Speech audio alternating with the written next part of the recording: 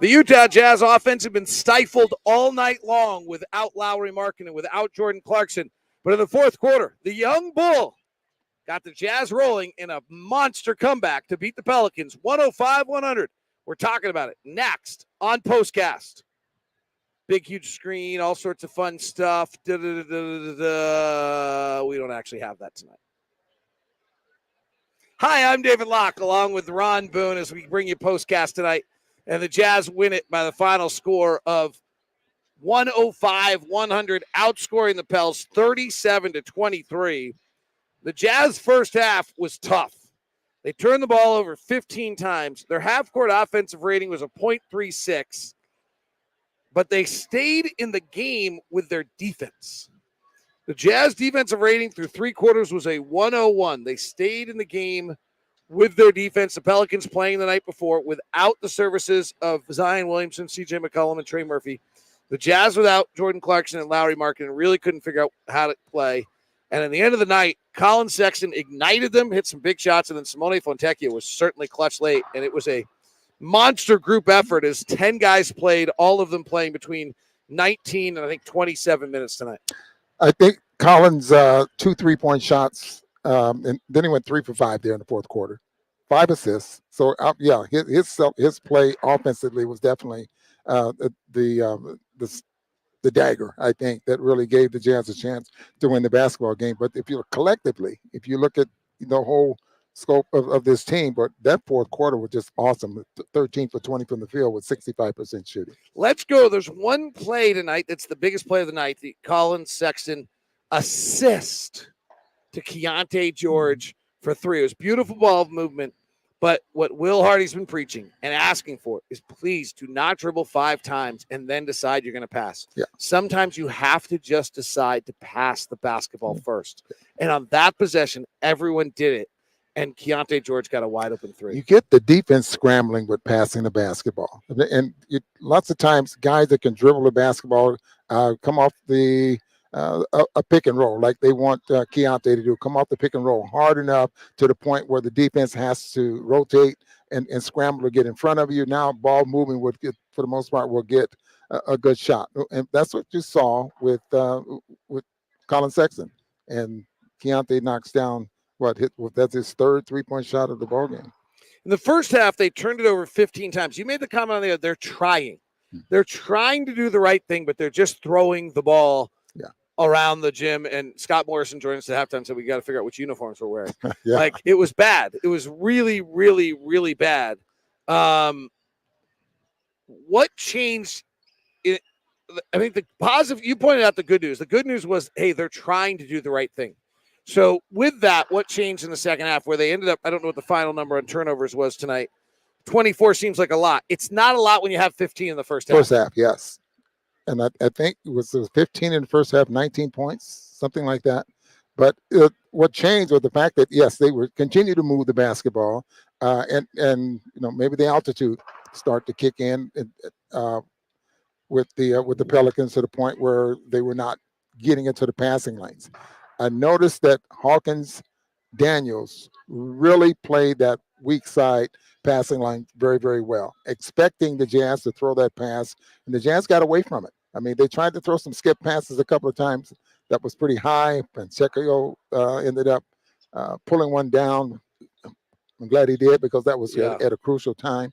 But for the most part, moving the basketball gets the defense scrambling, get them moving, and all of a sudden, if you got some good shooters, you're going to get some good looks.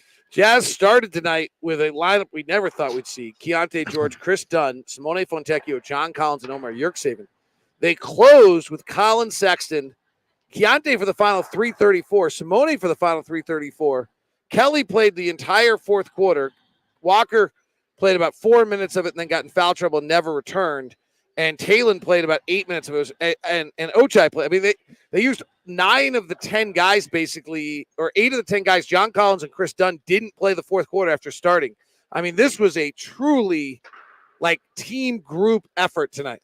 I would like to talk, well, we'll get a chance to one day to talk to Will and ask him about this. I mean, was there a game plan? Okay, we're going to give these guys anywhere from 25 to 26, 27 minutes. And because that is so evenly distributed. You get to the point where you think, okay, they had this plan. I don't think they did. I think that's just the way the game played. I don't think they had any idea that Collin Sexton was closing the final 12 minutes of this night, particularly when Collin hadn't scored in the first half. Collin did not score in Portland. It was the first time in an NBA game, which he wasn't injured, played 4 minutes last year in a game, was injured. That doesn't count. In which he did not score, he did not have a field goal in a game. He's had one free throw the other night.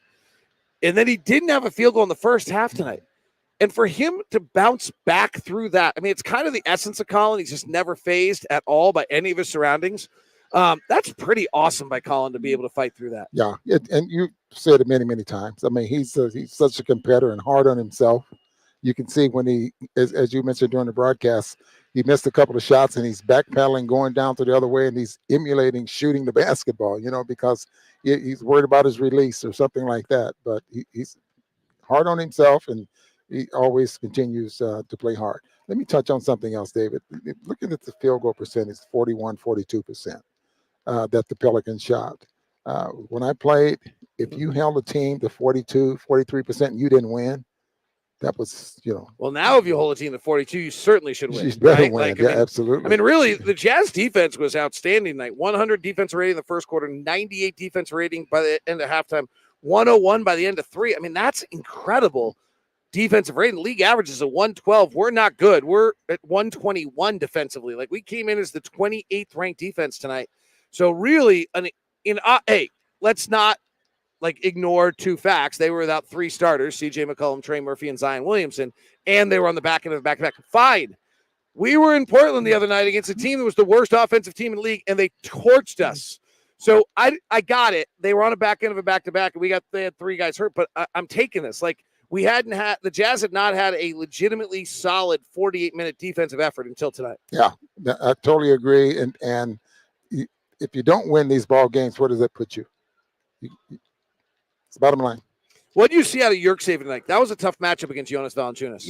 I watched him warm up, quite a bit, and he works really hard. I mean, even when we finished our little deal down there with the coach, I pay a lot of attention to him. He's working very, very hard. He's trying to get in. As a matter of fact, in those one-on-one meetings that we had before the season, he did say that he was working hard because he wanted to be a part of the rotation. He's continuing to do that. I don't think he's far away from let's put it this way. I don't think he's any less of a player than some of the, you know what I mean? Getting minutes. Here's an interesting one on him. I was talking to him, and this is at least his viewpoint. He thought last year in Miami he was going to play in the rotation as the backup center, and then he gets hurt. And by the time he was done with his injury, he lost that spot. But when the year started, he really thought he had 15, 20 minutes a night for Miami. He went to the NBA Finals last year. Yeah. So this is a guy that could help this team and play a little bit. Now, with John Collins and Kelly Olynyk and Walker Kessler, there's just not a lot of minutes out there. But you know what? At some point, he may do things that are, that do better than and execute better than some of the other guys. And in that sense, then he gets time. The key here, David, is that he's working hard because he wants to get there. And I don't think that he will lose that. And for the most part, when he's called upon, he'll be ready. Let's talk about Simone Fontecchio today. He started, and Will Hardy basically said in the pregame media that he wanted to see his length on Brandon Ingram. Mm-hmm. The implied comment there is that, hey, my other choice is Ochai, and Ochai can do a lot of things great, but he's still just 6'5". Yeah, right. And Simone is, or 6'4". And Simone is 6'7". What did you see out of how Simone defended Brandon Ingram? And I thought it was really interesting that Ochai told us postgame, well, I guarded him in FIBA, and so I had some experience having guarding him before, which I didn't think about during the game. So interesting how that played into this. But what did you think of Simone's defense tonight on Brandon Ingram? Well, the game plan was to play on top of him, which is awfully hard to do. On top meaning that we play and try to force him one way or the other. And that's awfully hard to do, especially when you get pick and roll there at the top of the key. But for the most part, he did the best he could. I mean, Ingram's it's a tough call because all he wants to do is get into that mid-range area, and he knows at 6'9" that he can shoot over anyone, and he does shoot a great percentage. So what Fontecchio was saying is I do the best I can, just try to stay in front of him and force him to. Ingram didn't. How many times did he go to the basket? I think that might be a key because For the most part, he just wants to shoot the mid-range jumper anyway. And he finally missed a few of them late after having an unbelievable game in the mid-range overall. The overall story tonight, though, has to be the Jazz defense, how well they played it overall. They'll be a tougher task with Zion back the other night. And then surviving the clutch late without Jordan Clarkson and without Lauri, Markkanen, and the two guys who take almost all, and John Collins didn't play. The three guys who take the most shots in the Jazz clutch were not on the floor late, and they made plays. Collin Sexton, Keontae George hitting big threes, but Collin igniting most of it. Let's touch on Walter Kessler for quickly, before we go, because I thought he was very active, and I thought he did a great job. He got in a little foul trouble, but he hasn't played in quite a while, and I think he made his presence known. 11 points and 11 rebounds. Interesting, the Jazz played 10 guys tonight, all of which who played well, without their two biggest minutes guys. Like, we're back to where we started the year with very, very flatline, similar players other than Lauri across the board. And who gets minutes and who doesn't is just an unclear item on this. And it's not, the Pelicans were a little limited tonight, so it's not as though you did this against one of the best rosters in the NBA, but it still shows. Like, there just really has not been, I would say 2 through 12, there's been almost no separation on this roster this year from any players. And it means Will Hardy has this impossible task of figuring out who plays and who doesn't. Like, Lauri's our best player, and then I do not know who our second best player is. And tonight it was Collin Sexton. Other nights it's been somebody else. But I haven't kept track. Maybe Lacey has of who we've given stars to this year. It's all over the map. And I tell you, it just leads to some crazy scenarios for Will Hardy trying to coach this team. Now, this team is probably not as talented or as deep as a lot of teams in the NBA, but is it a luxury now with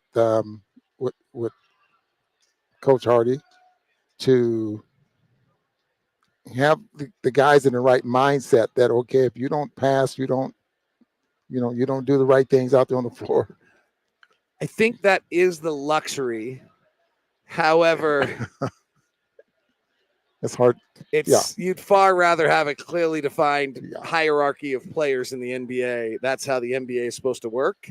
Is that you have a very clear hierarchy that this is your guy, and then this is your guy, and then this is your guy, and then everyone plays off those three. And I think part of our turnover problem is that we don't have that hierarchy. So no one's entirely sure who's playing off whom every night. Well, is that fair? Monday, yeah. Do you think that Lacey's going to do she's a school teacher, if I remember correctly. I think Lacey's going to go back through our last 15 postcasts. We didn't do one in Memphis, by the way. We had technical problems that night, so you're free of one of them. And she's going to have all of her students chart the stars of Jazz players and what percentage they have and what percentage rate Lauri has of getting a star.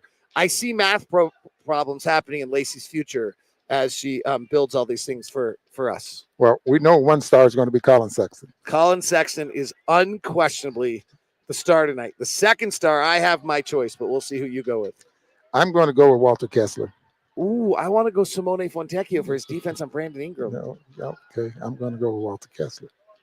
11 rebounds. Do I just have to acquiesce to Ron Boone? Is that how this works? I just have to say. What does Lacey say? I don't know, but I thought Simone was. He was great. He was great, and he did it on what I like about it is he did it on a night where he didn't shoot well. Right, he did what you've always asked out of a guy, which is when the shot's not going, play defense harder, not softer. He actually did that, which was kind of awesome. I didn't talk you into it, did I? No, you did not. What am I to do? That is Ron Boone. I'm David Locke. That is Postcast. Jazz win in a fourth quarter, 105-100 over the Pelicans. 37-23, fourth quarter surge by the Jazz.